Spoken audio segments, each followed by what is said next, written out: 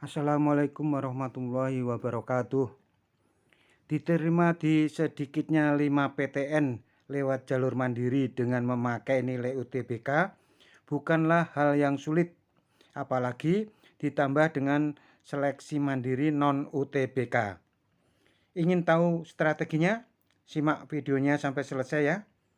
Jangan lupa subscribe karena subscribe itu gratis dan kalian akan mendapat informasi dan strategi jitu menaklukkan PTN.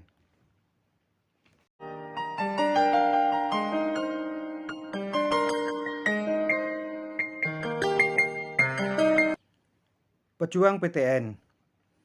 Seleksi masuk PTN itu ada 3 macam, yaitu SNMPTN, SBMPTN, dan Mandiri. Om doakan semoga kalian diterima di jalur SNMPTN atau SBMPTN agar bisa meringankan beban orang tua. Tapi bila ternyata belum beruntung, jangan berkecil hati ya. Mungkin memang rezeki kalian bukan lewat kedua jalur itu. Tenang, jalur mandiri masih terbuka. Kuotanya pun juga masih tinggi, terutama di PTN berbadan hukum yang kuota mandirinya sampai 50%. Pejuang PTN di era COVID mendaftar dan tes PTN dari rumah.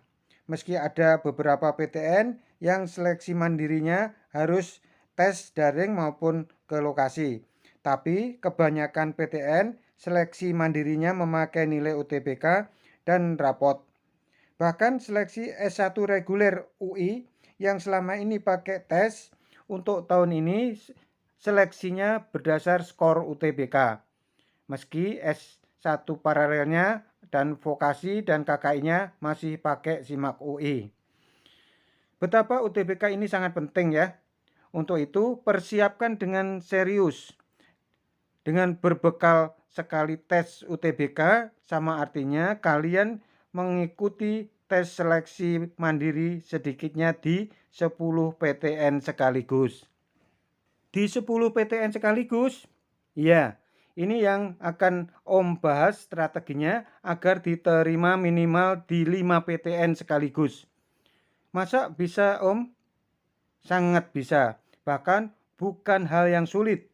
Om tahun lalu sudah membuktikannya.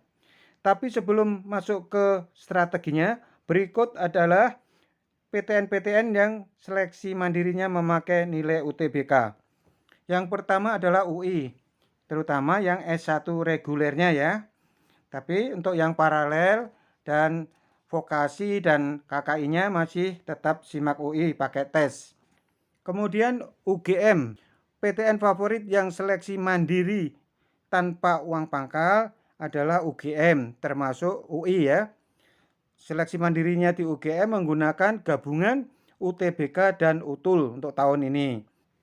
Berikutnya yang pakai UTBK adalah ITB. Seleksi mandiri ITB memakai nilai UTBK dan raport semester 1 sampai 6. Apabila tahun lalu seleksi mandiri ITB hanya bisa memilih fakultasnya, maka di tahun ini bisa langsung milih jurusan yang dituju. Bagaimana dengan UNPAD?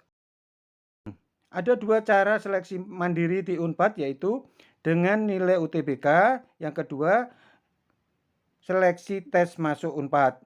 Tahun lalu boleh mengikuti keduanya.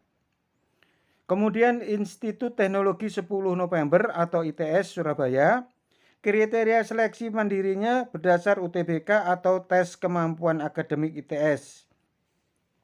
Bagaimana UNS Solo? Ada 2 jalur seleksi mandiri di UNS Solo, yaitu dengan nilai UTBK dan dengan ujian tulis. Sama, ini juga kuotanya 50%. Kemudian IPB University, ada 2 jalur seleksi mandiri IPB, yaitu dengan UTBK dan ujian tulis IPB. Kemudian Universitas Negeri Jogja, seleksi mandirinya ada prestasi akademik, kemudian yang kedua adalah UTBK. Begitupun dengan Universitas Negeri Malang. Ada 2 jalur seleksi mandiri Universitas Negeri Malang, yaitu jalur seleksi skor UTBK dan jalur rapot. Begitupun dengan UPI Bandung, seleksi mandirinya UTBK dan tes terpadu. Kemudian yang ke-11 adalah Universitas Negeri Surabaya atau UNESA. Mandirinya dengan nilai UTBK, yang kedua dengan tes tertulis UNESA. Baik, berikut adalah strategi menaklukkan PTN lewat seleksi mandiri. Daftarlah seleksi mandiri di 10 PTN. Boleh yang seleksinya pakai nilai UTBK atau rapot, atau gabungan keduanya, atau bahkan yang lewat jalur tes tertulis. Misalnya 6 PTN yang UTBK, 2 pakai jalur rapot dan 2 jalur tes tertulis. Kenapa harus 10? Supaya peluang diterimanya menjadi besar. Mungkin kalian bertanya, wah mahal dong Om bayar uang pendaftarannya?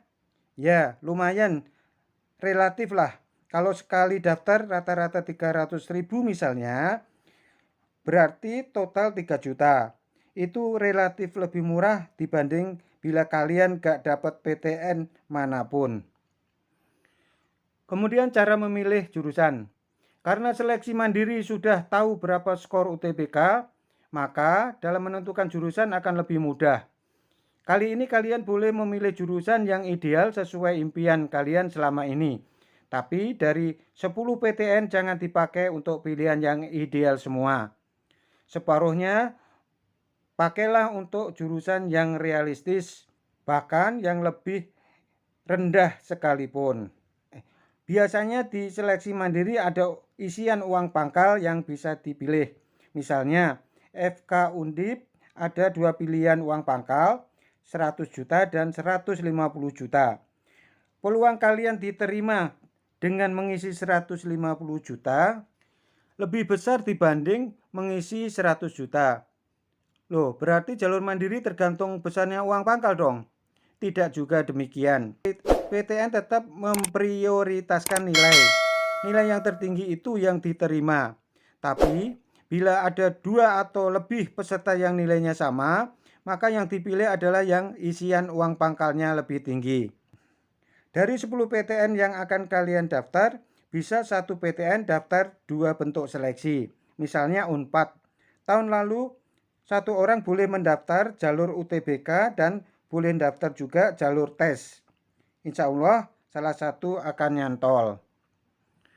Dari 10 PTN itu, jangan semua milih PTN klaster 1. Pilihlah PTN dari klaster di bawahnya. Juga termasuk PTN klaster yang ada di wilayahmu. Misalnya, kalau di Banten itu Untirta atau Universitas Tidar di Magelang. Itu untuk jaga-jaga menghadapi kemungkinan terburuk. Intinya semakin banyak kalian ikut seleksi mandiri itu ibarat menebar jala ikan. Kita tidak tahu ikan kakap atau ikan teri atau keduanya yang terjaring.